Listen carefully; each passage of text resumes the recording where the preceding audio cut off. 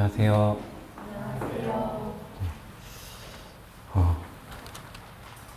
아시다시피 평소에는 영채 형제님이 이제 말씀을 전하시고 한 달에 한 번씩 교사 형제님들이 돌아가면서 이제 말씀을 전하고 있습니다. 지금 청년들도 이제 훈련에 들어갔다고 들었거든요. 카톡방이 파져서 훈련에 들어갔다고. 네. 근데 이제 청년들은 어떤 청년이 그러더라고요. 고기를 잡는 법을 알려주나 싶었는데 고기를 잡는 영상을 찍어오라고 했다고. 그거 듣고 아주 재미있었습니다. 말씀 한 구절을 이렇게 올린 다음에 이것을 주제로 말씀을 준비해와라 이렇게 하셨대요. 이게 또 우리 서대문의 스타일 같기도 하고요. 고기를 잡아주지 않고 낚는 방법을 알려주기를 원하시는. 그래서 막 수강 취소할 수 있냐고 그런 이야기들도 들었습니다. 그래서 아무튼 잘 이렇게 훈련 받으셔서 제가 교사회의 때 청년들도 한 달에 한 번씩 돌아가면서 하는 게 어떻겠느냐고 다음번에 꼭 말하겠습니다. 네, 오늘 본문은 이사야서 43장 1절로 7절이고요. 먼저 다 함께 말씀을 읽겠습니다. 이사야서 43장 1절로 7절입니다. 함께 읽겠습니다. 시작. 야곱아, 너를 창조하신 여호와께서 지금 말씀하시느니라. 이스라엘아, 너를 지으신 이가 말씀하시느니라. 너는 두려워하지 말라. 내가 너를 구속하였고 내가 너를 지명하여 불렀나니 너는 내 것이라. 내가 물 가운데로 지날 때에 내가 너와 함께 할 것이라. 강을 건널 때에 물이 너를 침몰하지 못할 것이며 내가 물 가운데로 지날 때에 타지도 아니할 것이요 불꽃이 너를 사르지도 못하리니 대저 나는 여호와 내 하나님이요 이스라엘의 거룩한 이요 내 구원자임이라. 내가 애굽을 너의 속량물로 구스와 스바를 너를 대신하여 주었노라. 내가 내 눈에 보배롭고 존귀하며 내가 너를 사랑하였은즉 내가 내 대신 사람들을 내어주며 내 생명을 대신하리니 두려워하지 말라. 내가 너와 함께하며 내 자손을 동쪽에서부터 오게 하며 서쪽에서부터 너를 모을 것이며 내가 북쪽에게 이르기를 내놓으라. 남쪽에게 이르기를 가두어 두지 말라. 내 아들들을 먼 곳에서 이끌며 내 딸들을 땅끝에서 오게 하며 내 이름으로 불려지는 모든 자 곧 내가 내 영광을 위하여 창조한 자를 오게 하라. 그를 내가 지었고 그를 내가 만들었느니라. 네, 이사야서 말씀을 이렇게 대하면서 이거를 이렇게 하고 싶었는데 좀 부담도 됐어요. 사실 이렇게 좀 어려웠고 구약은 좀 이렇게 어색하잖아요. 손도 잘 안 가고 말씀을 전하는 입장으로서는 신약을 선택하는 게 여러모로 마음이 편한 것 같았는데 왠지 모르게 이 말씀들이 제 마음에 깊이 남았고 성령님께서 그렇게 인도하시나 보다 하는 그 마음으로 준비하게 됐습니다. 그래서 오늘 본문은 야곱아, 이스라엘아 라고 시작하면서 이 말씀들이 이스라엘에게 하시는 말씀이라는 사실을 분명하게 나타내고 있습니다. 그래서 이사야서의 개요를 아주 짤막하게 이야기하자면 크게 두 부분으로 나눌 수 있는데요. 아시는 분들은 아시겠지만 1장부터 39장 그리고 40장부터 66장까지 이렇게 나뉘어져요. 그래서 1장부터 39장까지는 이스라엘과 그 주변 민족들에 대한 심판을 경고하시고요. 그리고 나머지 40장부터 66장까지는 바벨론 포로기 시점에서의 예언적 위로의 말씀, 합니다. 말 자체가 좀 어렵죠.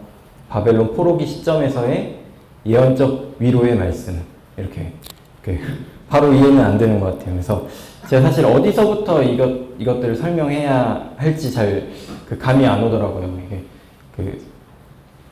근데 이제 제 나름대로의 설명을 좀 드리자면, 우리가 이제 아시다시피 선지서들 있잖아요. 대선지서, 소선지서 있는데 그 선지서들의 작성 시기를 보면은 북이스라엘과 남유다로 왕국이 분열된 시기 이후에 쓰여졌다는 사실을 알고 있습니다.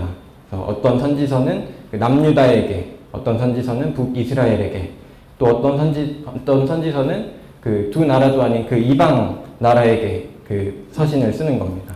그리고 또 나머지는 바벨론 포로 때의 이야기, 다니엘서가 좀 그렇고요. 그리고 포로 귀한 이후에 쓰여진 선지서들을 이렇게 분류를 하기도 합니다. 그래서 그렇다면 이제 이사야서는 어떤 시기에 또 누구를 위해 향해 쓰여졌는가? 이사야 선지자는 두 왕국이 존재했을 때에 태어난 것 같아요. 그렇지만 북이스라엘이 아수르에 의해 멸망을 당하고 남유다는 아직 바벨론에 의해 멸망을 당하지 않았을 시점에 하나님께서 부르십니다. 선지자로서. 그리고 오늘 본문은 어떤 예언을 하는 장면이거든요. 남유다도 마저 멸망을 당하고 이스라엘 백성들이 포로로 잡혀갈 것을 상정한 상태에서 그 이후의 일들을 예언하는 장면입니다. 그래서 이제 지금 방금 읽었던 본문들이 내가 다시 너희를 모을 것이다. 이런 어떤 맥락들을 좀 생각하면서 이 40장 이후의 어떤 이사야서의 주제가 바벨론 포로기 시점에서의 예언적 위로의 말씀. 이러면 조금 더 이해하기가 쉬울 거라고 생각을 합니다. 그래서 이제 우리 이런 장면들을 보면서 하나님이 어떠하신 분인지 좀 더욱 알아가면 좋겠습니다. 우리 하나님께서 어제나 오늘이나 또 영원부터 영원까지 여전히 동일하시다는 사실을 좀 기억하면 우리에게도 이 같은 말씀을 통해서 하나님께서 자신의 마음들을 표현하고 계시다고 좀 여겨집니다. 또 이 말씀들이 뭔가 그때의 예언의 성취로서 역할을 다 했느냐? 또 그렇지 않다고 여겨집니다. 이스라엘이 1948년 5월 14일에 독립할 때에도 여전히 이 말씀이 그들에게 정말 큰 위로가 됐을 것 같아요. 어떤 소망이 되었을 것 같습니다. 그리고 코로나 시기도 좀 생각이 났어요. 코로나 시기에 교회가 함께 예배를 드리지 못하는 때가 있었잖아요. 줌으로 예배를 참여하고 듣고 이러는 어떤 줌으로 교제하는 중에 뭔가 이 말씀들을 좀 발견한 사람들에게 이 말씀이 얼마나 위로가 됐을까. 그때 발견했었어야 되는데 이런 생각을 좀 하면서 그리고 또한 장래에 하나님께서 자기의 사람들을 또 모으실 것을 또 떠올려 보기도 합니다. 우주적인 교회도 모으시겠죠. 그런 어떤 장면들도 좀 기대가 되고요. 이 말씀이 뭔가 이 단회적인 예언으로 끝나는 것이 아니라 장래에 여전히 성취될 그런 말씀으로 또 여겨집니다. 또 우리에게도 교훈적인 측면에서 적용할 수 있다고도 여겨집니다. 그래서 어떤 사람들은 이 앞부분의 1장부터 39장까지는 이사야가 썼지만 뒷부분은 뭔가 너무 정확하게 예언을 하거든요. 예언을 하고 있고 또 주제가 완전히 달라지기 때문에 그리고 뭔가 200~300년 후에나 있을 이 예언에 대해 듣는 백성들에게 이게 뜬금없이 무슨 소린가. 그래서 무슨 위로나 무슨 의미였겠냐면서 포로기와 포로 귀환의 때에 당시에 다른 어떤 이사야가 아닌 다른 기자가 썼다고 이야기하지만 제 개인적인 어떤 분별로는 복음서의 기자들, 그 마태, 마가, 누가 그리고 요한까지 40장 이후의 말씀들을 그 인용하면서 이사야가 썼다고, 이사야가 말씀하셨다고, 말씀했다고, 그래서 그런 어떤 표현들이 나오거든요. 그래서 그것들이 여전히 그 40장부터도 여전히 이사야 선지자가 말씀하신 증언이라고 여겨집니다. 그래서 그렇게 성령께서 증언하고 계시지 않나 하는 생각을 좀 해봅니다. 그래서 남유다가 멸망하기 전에 이사야가 이스라엘이 무너지고 흩어질 것과 또 다시 모으실 것을 예언하면서 그 백성들을 위로하고 있는 것입니다. 그래서 좀 우리가 그 이사야서를 대할 때 우리가 잘 아는 말씀들, 그 선호하는 말씀들은 대개 40장 이후에 좀 있어요. 그래서 우리가 방금 들은 대로 이방 나라들의 포로로 잡혀가 고통을 당하면서 또 여호와의 이름을 부르짖고 있는 그 이스라엘을 기억하면서 그 40장 이후의 말씀 몇 구절을 함께 보시면 그 감동이 좀 더해지는 것 같습니다. 이런 맥락 가운데에 우리 지금 어차피 펼쳤으니까 그 이사야서 40장 말씀을 좀 함께 봤으면 좋겠습니다. 이사야서 그 40장 1절 말씀에 시작부터 너희의 하나님이 이르시되 너희는 위로하라, 내 백성을 위로하라, 이렇게 말씀을 시작합니다. 그래서 이 포로된 이 백성들을 위로하라고, 그러면서 이 말씀들이 시작이 됩니다. 그래서 8절 말씀도 함께 보겠습니다. 우리 잘 아는 말씀이죠. 유명한 말씀들로 좀 이렇게 선별해봤어요. 그래서 풀은 마르고 꽃은 시드나 우리 하나님의 말씀은 영원히 서리라 하라. 그래서 이 말씀들 이런 맥락 가운데 좀 이렇게 저는 개인적으로 다르게 느껴졌습니다. 그래서 막 이렇게 말씀은 이렇게 영원하지 이런 어떤 느낌보다도 막 그 포로 생활 가운데 이런 말씀을 딱 들었을 때 얼마나 이 소망이 됐을까, 얼마나 위로가 됐을까. 27절 말씀입니다. 27절로 그 31절 말씀 우리 너무 잘 알고 찬양으로도 많이 고백하는 그런 내용이거든요.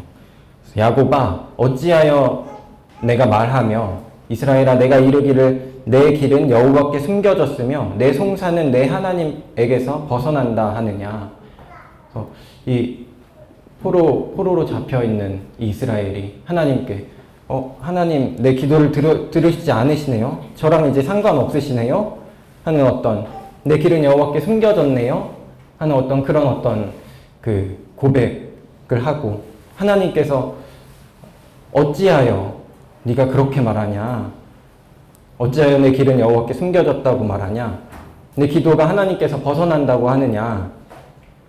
그러면서 이제 28절 말씀 이렇게 쭉 읽어보면 너는 알지 못하였느냐? 듣지 못하였느냐?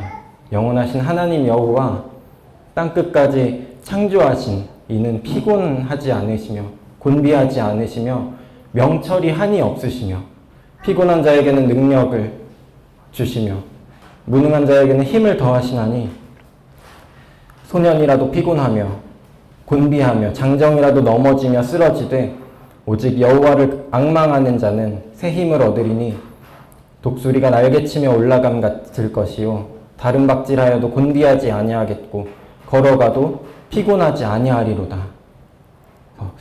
뭔가 이전에는 뭔가 내가 피곤할 때마다 이 말씀이 이렇게 묵상이 됐는데 뭔가 이렇게 다른 것 같아요.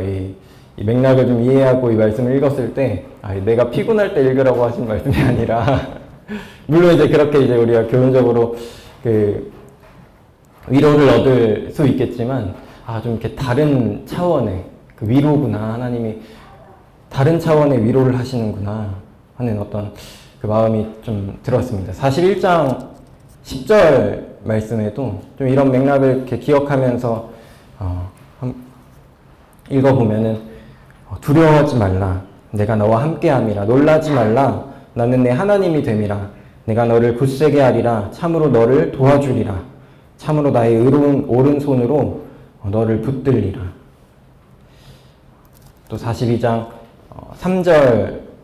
3절에서도 상한 갈대를 꺾지 아니하며 꺼져가는 등불을 끄지 아니하시리니, 이런 말씀들이 참 우리 이런 맥락 가운데 좀 이해가 될 때 이스라엘이 상한 갈대, 또 이제 꺼져가는 등불처럼 뭔가 큰 폭풍 앞에서 뭔가 꺼져가는 등불 같은 그런 모양새인데 하나님 그것을 꺼뜨리지 않으시는구나 하는 어떤 하나님의 마음, 그런 것들을 좀 발견할 수 있어서 좀 좋았습니다. 뭔가 이 모든 말씀들이 위태로운 그러한 소망을 품을 수 없는 상황 가운데서 하나님만 좀 능력이 되시는 그런 말씀들로 가득한 것을 보게 됩니다. 그래서 오늘의 본문도 그러한 맥락을 이어받는 것 같고요. 그래서 그런 그 맥락 가운데서 함께 교제하기를 원합니다.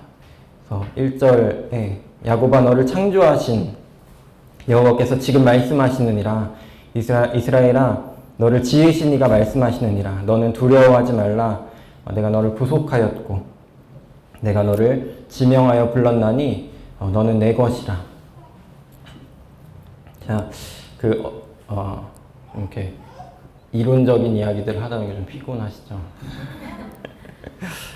언젠가 이제 한번 말씀을 드렸을지도 모르겠는데, 몇 년 전에 힐링 캠프에 법륜 스님이 출연을 했어요.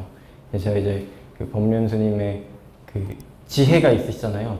그래서 이제 증문즉설 해가지고 이제 그런 어떤 영상도 한 2-3개 정도 보고 막 이랬었는데, 그분이 이제 성경을 이렇게 인용하신 이후에는 잘 안 봤어요. 그래서 아무튼 이제 그분이 이제 힐링 캠프에 출연을 하셨어요. 근데 이제 여러 가지 철학적인 질문이나 삶에 대한 질문들을 하잖아요. 그분이 그런 질문을 많이 받으실 텐데, 이제 이경규 씨가 훌륭한 질문을 하나 했습니다. 우리는 왜 태어났나요? 이런 질문을 했어요. 그래서 저는 정말 좋은 질문이다 싶었는데, 법륜 스님이 이렇게 대답했습니다. 태어났기 때문에 사는 것이다. 태어난 데는 이유가 없다. 이렇게 말씀하셨어요. 그래서 저 좋은 질문을 이게 제가 이제 이렇게 찍찍 그었는데 그냥 말할게요. 말인지 방구인지 뭐를 대답으로 이렇게 찍찍 긋고 궤변스러운 이렇게 적었거든요. 그런 대답으로 끝낸다니 저 아름다운 질문을. 그래서 역시 그 답은 하나님밖에 모르신다, 이런 생각을 좀 했습니다. 아쉬운 마음을 좀 가지고 있었고, 그러나 이제 이경규 씨가 계속 그런 질문을 했으면 좋겠다, 이런 생각도 좀 했습니다. 그래서 여러분 고민해 본 적이 있나요? 우리는 왜 태어났는지. 그냥 그 대답이 그냥 그렇게 배웠으니까 당연하지 라고 좀 이렇게 그렇게 생각하지 않고 우리 인생에서 정말 진지하게 이 질문을 좀 했으면 좋겠습니다. 하나님께서는 오늘 본문 말씀을 통해서 우리를 창조하셨다고 말씀하고 계십니다. 하나님께서 창조하셨기 때문에 우리가 태어났다고 우리의 근원을 분명하게 말씀하고 계십니다. 그래서 여러분, 하나님이 우리를 창조하신 것을 믿으시죠? 네. 그래서 하나님이 우리를 지으셨다는 사실을 사실 정말 믿느냐, 이게 정말 이렇게 붙으면은 사실 이게 이제 회사에서도 부장님이 진짜야? 이렇게 막 물어보거든요. 정말? 확실해? 이렇게 물어보면은 내가 확실했었는데도 정말 믿느냐? 정말 믿으시나요? 오늘 교재 중에 어떤 질문 중에 하나로 이것을 한번 얘기해 보셔도 좋을 것 같아요. 난 정말 하나님이 나를 지으셨다는 사실을 믿는가? 요한복음 1장 1절로 3절 말씀에 제가 그냥 읽겠습니다. 태초에 말씀이 계시니라. 이 말씀이 하나님과 함께 계셨으니 이 말씀은 곧 하나님이시니라. 그가 태초에 하나님과 함께 계셨고 만물이 그로 말미암아 지은 바 되었으니 지은 것이 하나도 그가 없이는 된 것이 없느니라. 한 구도자가 이제 이 말씀이 안 믿어진다고, 근데 이 말씀만 믿어지면 그 하나님의 말씀 중에 믿어지지 않을 말씀이 없을 것 같다고 그렇게 고백을 했습니다. 저는 매우 동의를 했고요. 창조하셨다 우리를. 이 말씀이 나아가서 너는 내 것이다 라는 그 선포가 믿어지는가. 이것이 뭔가 신앙생활의 관건이라는 생각을 좀 했습니다. 하나님이 우리를 책임지시는가? 하나님이 우리를 인도하시는가? 하나님의 말씀이 정말 그 생명의 길이 되는가? 진리가 우리를 그 두려움에서 해방하고 또 자유롭게 하는가? 우리가 진리를 깨달아서 우리의 복잡했던 그 마음들이 어떤 한 방향으로 정리가 되는가? 우리의 시선이 그 창조주께로 고정이 되는가? 하나님이 우리를 구원하시고 불러냈으니 보면은 너는 두려워하지 말라고 하십니다. 지난 일요일 강단 말씀이 기억이 좀 남습니다. 평안에 대해서 말씀하셨죠. 그러면서 하시는 말씀이 평안하지 못하는 이유 중에 하나가 그 불신이라고 말씀하셨던 게 좀 기억이 났습니다. 그래서 왜일까? 우리는 그 돈을 믿죠. 그 모든 사람들이 신뢰하기 때문에 그 종이장의 가치가 부여되는 거고 그것을 모두가 인정합니다. 그래서 돈이 있으면 평안할 거라고 좀 확신하는 마음이 있어요.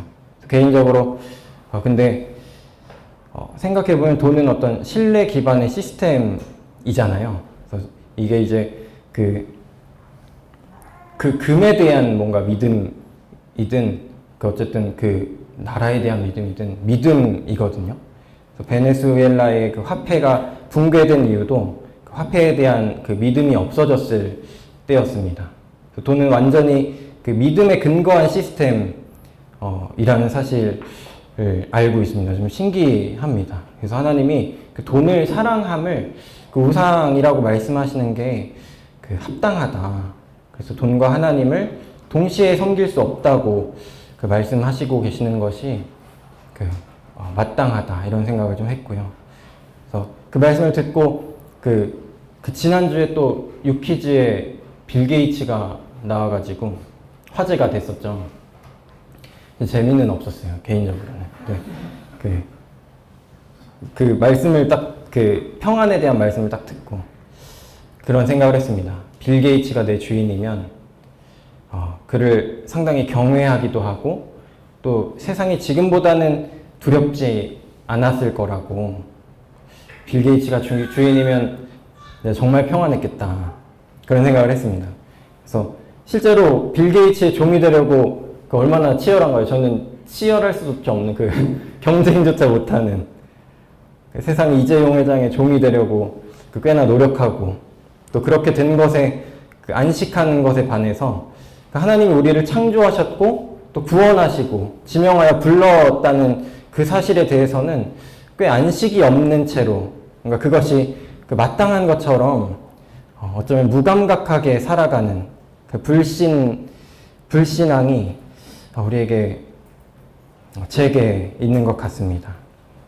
결국 우리가 그 하나님을 믿는다면, 정말 믿는다면 그 평안에 거할 수 있다고 저희 그 돈을 이야기했지만 이것을 말하고 싶었습니다. 하나님을 정말 믿는다면, 하나님의 창조를 정말 믿는다면 우리가 평안에 거할 수 있습니다. 2절 말씀입니다. 내가 물 가운데로 지날 때에 내가 너와 함께 할 것이라. 강을 건널 때에 물이 너를 침몰하지 못할 것이며 내가 불 가운데로 지날 때에 타지도 아니할 것이요 불꽃이 너를 사르지도 못하리니. 이 말씀을 좀 보면서 하나님의 사람들이 좀 떠올랐습니다.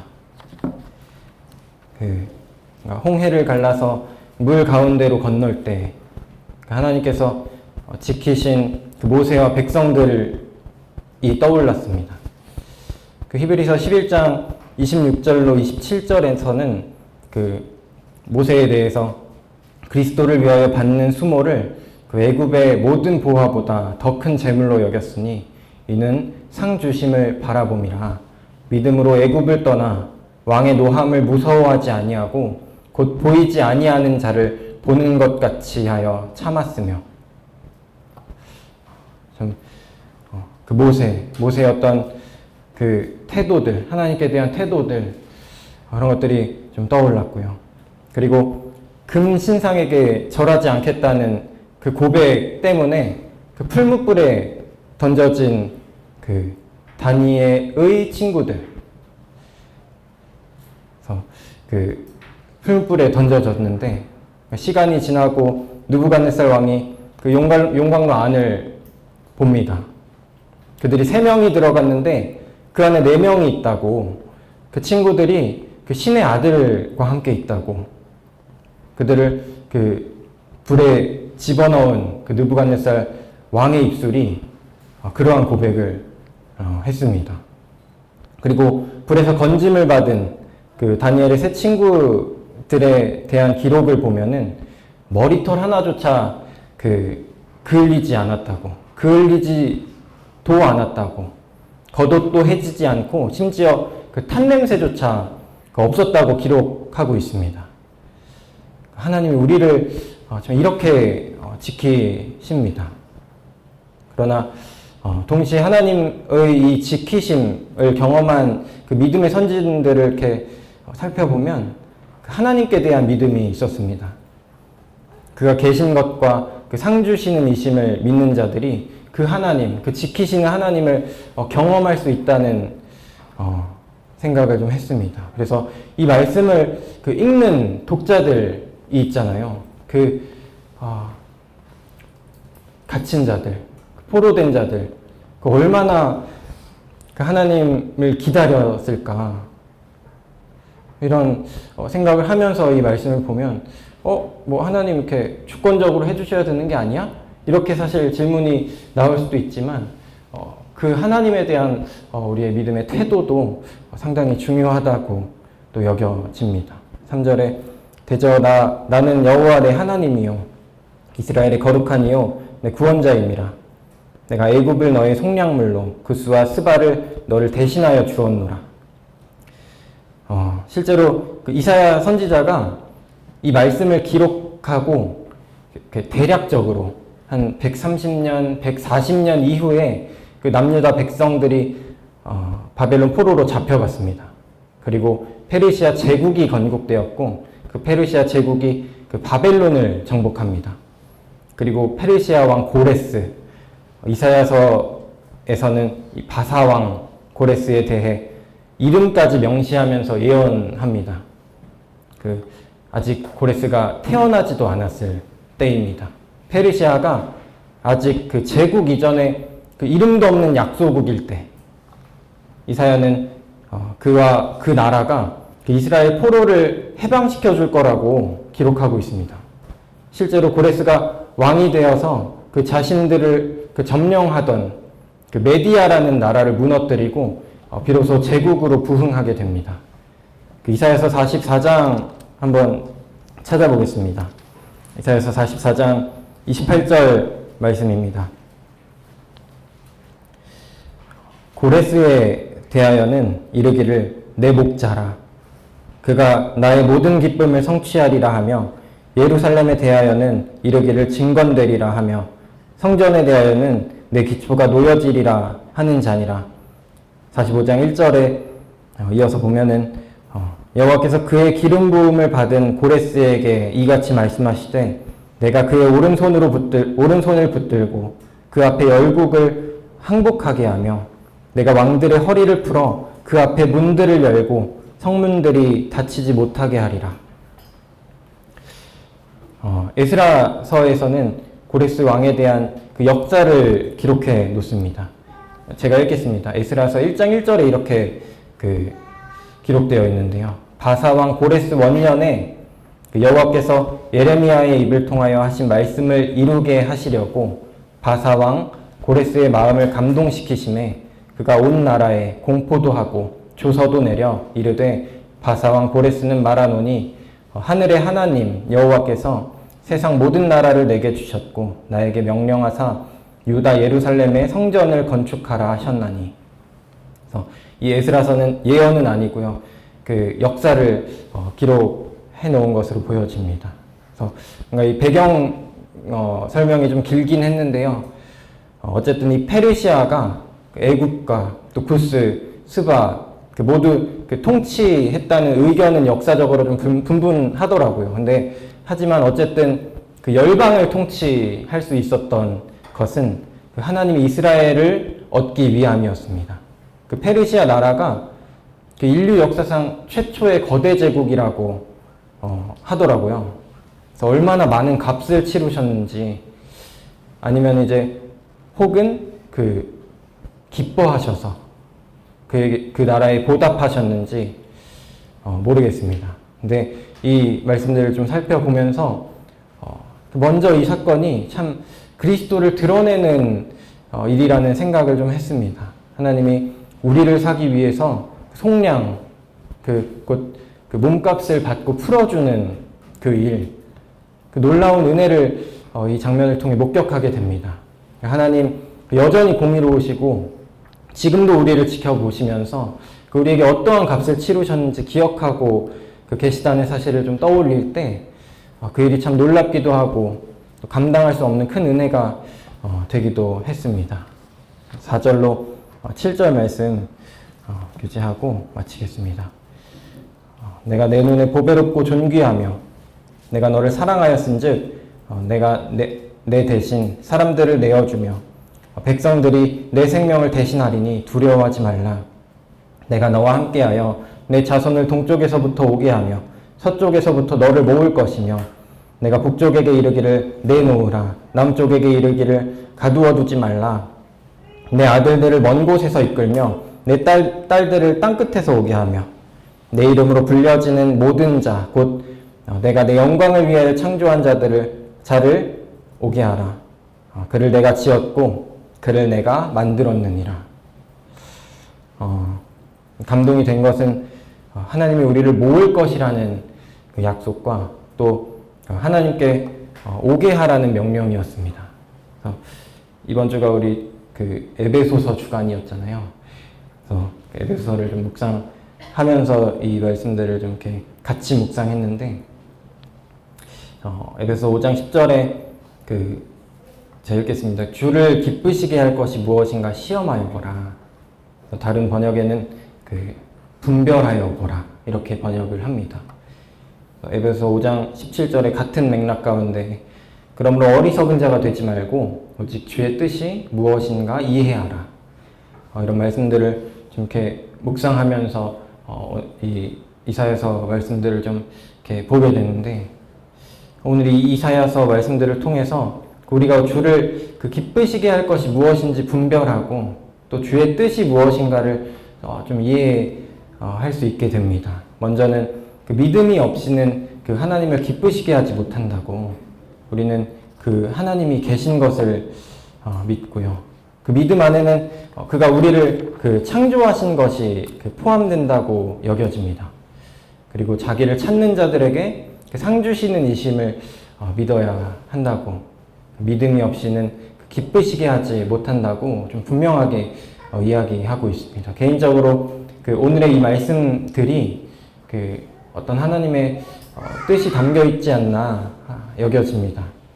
하나님이 고레스 왕에 대해서 그가 나의 모든 기쁨을 성취하리라고 하신 것을 우리 방금 말씀들을 통해서 읽었는데, 하나님이 우리를 지으신 목적은 하나님의 영광을 위하여 지으셨다고. 근데 이제 우리에게 지금 명령하시는 것이 무엇인가, 우리에게 바라시는 것이 무엇인가, 개인적으로 말씀을 읽으면서 모이는 것이라고 생각했습니다. 모이는 것. 그것으로 우리로 그 영광을 스스로 취하실 것이다. 마치 이런 좀 불경한 소리일 수도 있겠는데 하나님이 그 할아버지 같다는 생각을 해봤습니다. 사실 저는 그 할아버지가 없었다는 건 좀 그렇지만 아무튼 제 기억이 없거든요. 그래서 근데 이제 다른 할아버지들 썰을 이렇게 들어보면 이렇게 가족들 이렇게 모아놓고 만족하신다고. 근데 하나님도 자기 형상을 따라 지은 자들, 7절에 내 이름으로 불려지는 모든 자들, 모든 자라는 이 말이 우리말 성경에서는 피부치라고 번역을 했더라고요. 그래서 그런 번역들도 보면서 미국이나 일본에서는 결혼하면 남편의 성을 따라가는 걸 아시죠? 여전히 법적으로도 여전히 그런지는 모르겠는데 지금 이제 주님과 함께 계신 박만근 형제님 아실지 모르겠어요. 그분이 이제 결혼하면 성을 이렇게 바꾸는 그것을 굉장히 성경적이라고 이야기하셨거든요. 그래서 저도 아직도 그 말이 생각이 나면서 그렇겠다 이런 생각을 좀 했습니다. 우리도 그리스도와 이렇게 혼인하고 그리스도의 이름으로 불려질 거잖아요. 그래서 하나님의 이름이 또 우리의 이름이 되는 거, 피부치 이런 어떤 표현들이 참 좋았습니다. 그래서 아내가 남편에게 속해지는 모양, 아무튼 아내와 자녀들, 손자들을 불러 모으는 할아버지가 모인 장면을 보면서 영광스럽게 뭔가 여기는 것이 일반적이잖아요. 뭔가 우리 생각에는 좀 꼰대같이 느껴져도 이제 제가 할아버지가 돼도 그럴 것 같거든요. 하나님이 마치 모여있는 우리를 보면서 그렇게 여기시지 않을까, 만족하면서 바라보시지 않을까, 이런 생각을 좀 합니다. 저희 아내도 오늘 아침에 갑자기 그런 얘기를 하더라고요. 세아랑 세준이랑 결혼해도 같이 교회 다녔으면 좋겠다. 그럼 갑자기 뜬금없이 그런 이야기를 하더라고요. 좀 어렵지 않을까 이런 얘기를 했는데 그래도 그러면 좋겠죠.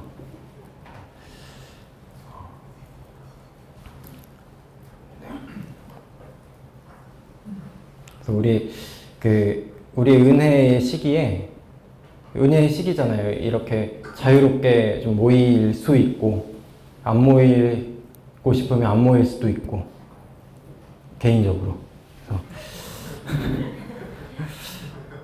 저는 이제 은혜로 잘 우리가 받기를 원합니다.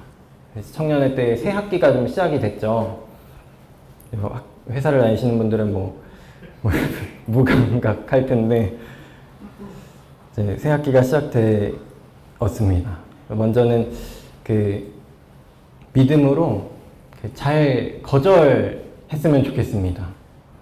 히브리서 11장 모세에 대해서 이야기하기를 11장 24절로 26절에 보면 믿음으로 모세는 장성하여 바로의 공주의 아들이라 칭함받기를 거절하고 도리어 하나님의 백성과 함께 고난받기를 잠시 죄악의 낙을 누리는 것보다 더 좋아하고 그리스도를 위하여 받는 수모를 애굽의 모든 보화보다 더 큰 재물로 여겼으니 이는 상주심을 바라봄이라. 바로의 공주의 아들이라 칭함받기를 거절하고 하나님의 백성과 함께 고난받기를 더 좋아하고 그리스도를 위하여 받는 수모를 애굽의 모든 보화보다 더 큰 재물로 여겼으니. 개인적으로 믿음은 먼저 무엇을 거절하는가를 통해서 내가 바라는 것들이 무엇인지 드러나는 것이라고 여겨집니다. 그래서 우리가 그러고 나서 우리가 능력이 없어서 그러니까 어떻게 할 수 없는 상황들이 있잖아요, 사실. 그때 이제 기도해야 합니다. 이스라엘 그 나라로 모이고 싶었지만 그러지 못했던 백성들에게 하나님 약속하시잖아요. 바사왕 고레스에게 구스와 스바를 우리 대신 그들 대신 준다고. 우리도 이런 어떤 기도를 하기를 원합니다. 구스와 스바를 우리 대신 주라고. 그리고 우리는 좀 구속해 달라고. 이런 것들이 하나님이 주신다고 여겨집니다. 피곤한 자에게 능력을 주시고 무능한 자에게 힘을 주시는 그 하나님이 우리 그 능력이 되시잖아요. 제가 작년부터 작년은 11월, 12월쯤에 그 회사로부터 통보를 받았어요. 그 올해 6월까지 그 일요일에 출근을 해야 된다고. 그래서 그 주일에 못 나온다고 그렇게 알려드린 적이 있는데 사실은 제가 처음 몇 번을 제외하고 거의 나왔습니다. 그래서 뭔가 초반에 갈 수 있게 됐을 때 막 갈 수 있게 됐네. 뭔가 감사하면서도 이렇게 말해 놔서 조금 그 어색해하기도 했는데 사실 제가 능력이 없어서 거절할 수 없는 상황이었어요. 사실 그만둬야 하나 고민도 많이 했는데 5년 동안 그 다닌 회사가 어렵다고 하는데 그것보다도 사실 그 동료들을 그 팽개쳐 두고 그만둔다고 하는 일이 제 마음 가운데 쉽지가 않았습니다. 사실 어쩌면 그 믿음으로 거절하는 측면에서 그 개인적으로 좀 아쉬운 부분이 사실은 있었지만 그 예배를 함께 드리지 못하는 상황. 그 한쪽 귀에 이렇게 이어폰을 꼽아놓고 이렇게 시운전 같은 걸 해요. 이렇게 통화 오면 전화를 받고 어떤 장비가 돌아갑니다. 돌리겠습니다. 해가지고 이제 막 이렇게 그 한 건물에 막 이렇게 아무튼 그렇게 하는데 이제 그 시운전이 잠깐 멈추면 다시 이제 예배를 듣고 막 이런 어떤 그래서 그 예배를 이렇게 듣고 있는 그 시간 동안에 제 그 심령이 얼마나 가난해졌는지 정말 그때 간절히 기도했습니다. 그래서 하나님께서 그곳에 있게 해달라고. 제가 참 그곳에 함께 그 성도들과 모이고 싶다고. 그래서 하나님께 그 간절히 기도드렸습니다. 하나님께서 제게 응답하신 것은 제 대신 사람들을 내어주는 것이었어요. 제 동료들이 드려졌거든요. 그 일이 취소되기를 바랬는데 제 동료들이 드려졌습니다. 이게 왜 그랬냐면은 사실 한번 이제 그 과장님이 오셔가지고 괜찮아? 계속 할만해? 막 이렇게 물어보시는데 제가 안 괜찮잖아요. 안 괜찮아서 이번 시즌이 지나고 이번 시즌까지는 어쩔 수 없지만 그 다음 시즌에 또 만약에 다음에도 또 이렇게 이런 일이 있으면 제가 이제 회사를 그만둘 생각입니다. 이렇게 말했는데 바로 이제 그 다음부터 마치 협박처럼 됐어요. 제가 그 의도는 그게 아니었는데 나중에 이제 말씀해 주시더라고요.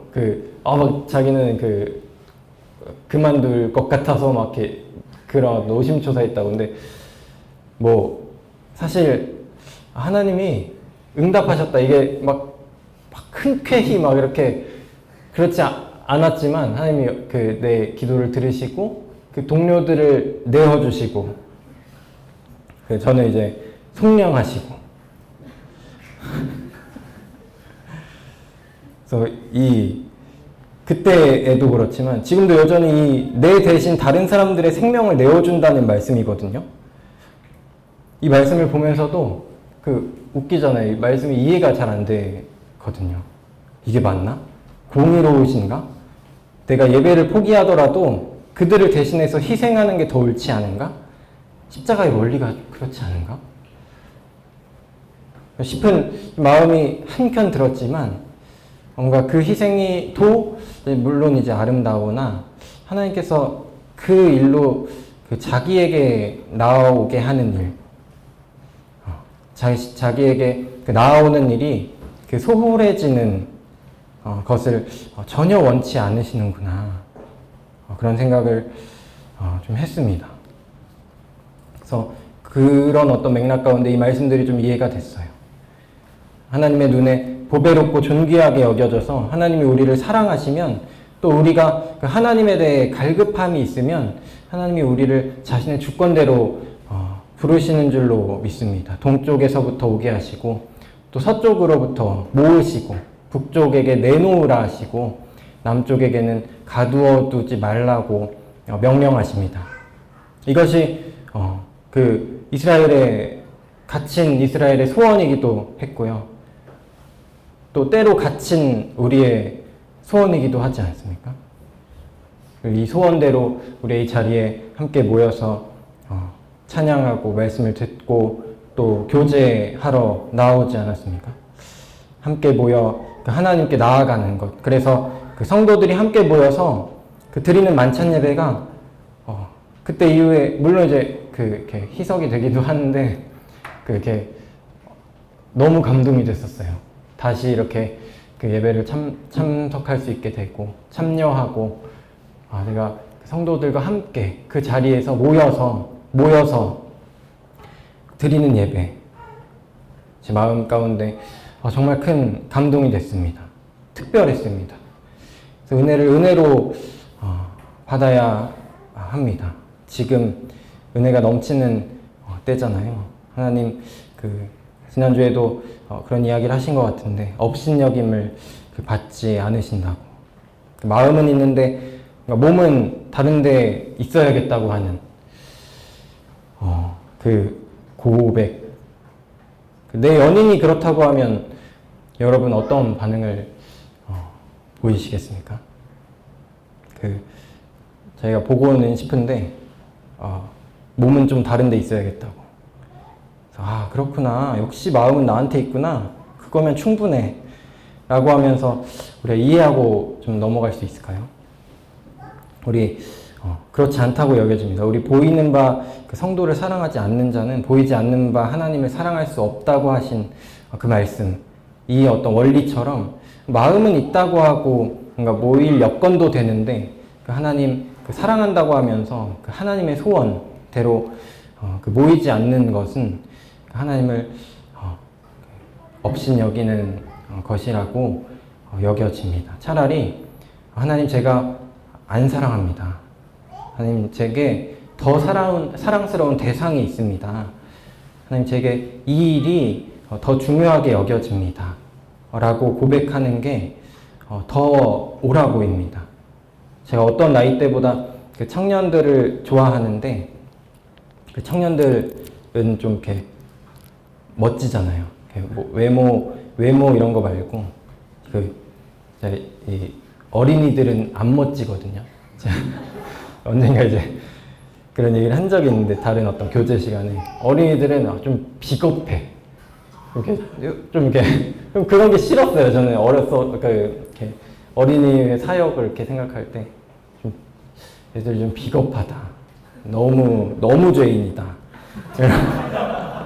그런 생각을 했고 학생들도 여전히 좀 이렇게 치기 어린 그 감정만으로 살아내려고 하고 또 어른들은 저는 이제 어른들에 포함됐으니까 이런 말 할 수 있는데 그 양심이 좀 이렇게 무뎌지잖아요. 그 마음이 살아가면서 무뎌집니다. 근데 청년들은 그렇지 않잖아요. 그 중간 어딘가에서 사실 대단히 고민이 많잖아요. 그래서 다윗의 청년의 때가 더욱 특별하게 여겨지는 부분들도 있습니다. 그래서 더욱 하나님께 솔직하게 나아갈 수 있는 때라고 여겨지고요. 저는 그게 정말 멋지다고 생각합니다.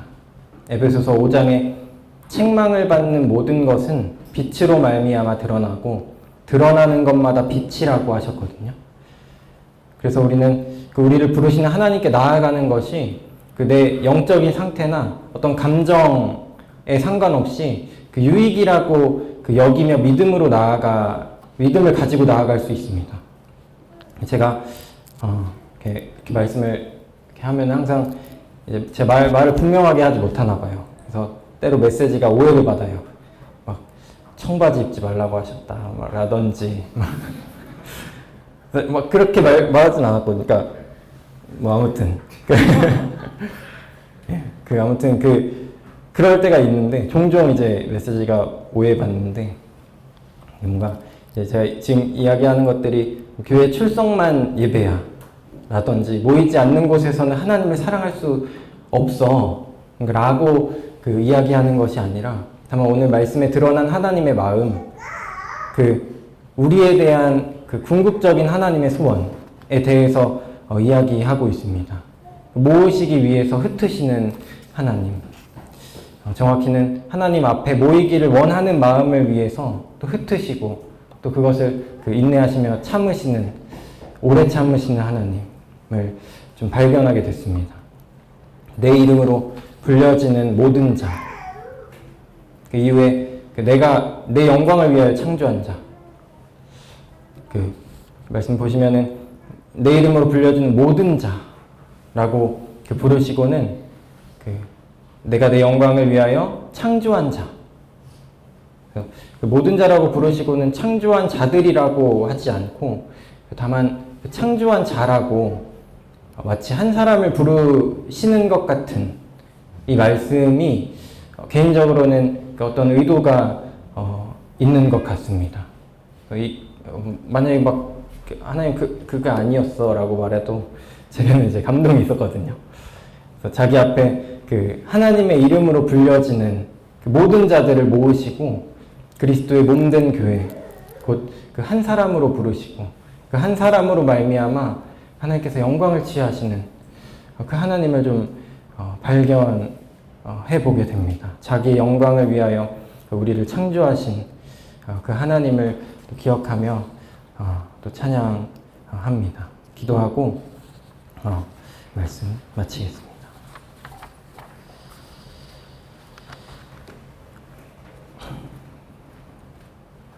내 이름으로 불려지는 모든 자, 곧 내가 내 영광을 위하여 창조한 자를